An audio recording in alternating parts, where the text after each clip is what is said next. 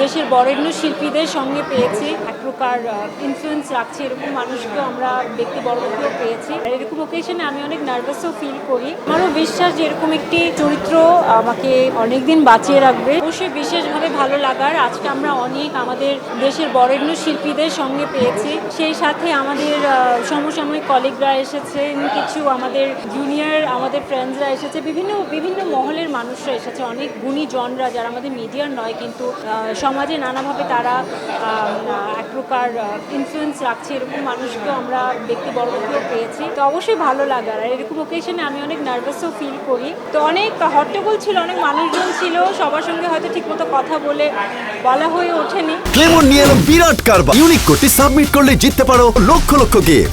বিস্তারিত ফেসবুক পেজে। প্রিপারেশন সম্পর্কে তো অনেকবারই বলা হয়ে গেছে, সেই বিষয়ে নতুন করে না বলে আমাদের অনেক দিনের আসলে পরিশ্রম ছিল, সেই সাথে আমাদের অনেক দিনের মহড়া ছিল, আমরা অনেক মাস ধরে রিহার্সাল করেছি।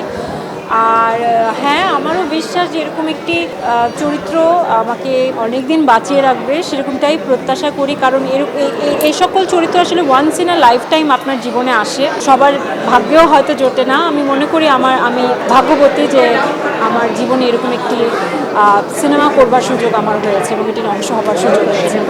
লেটস সি, এখনও জানি না বনলতা সেনের পরে কি।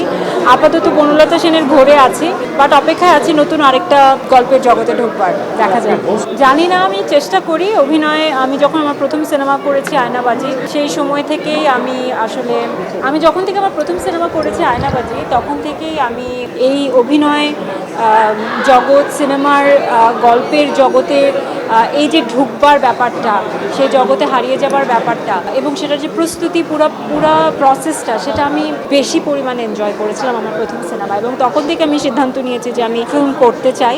তবে হ্যাঁ, আমি অনেক অপেক্ষা করে সিনেমা করে, কারণ আমি চেষ্টা করি একটা ভালো গল্পের, ভালো টিমের পার্ট হতে।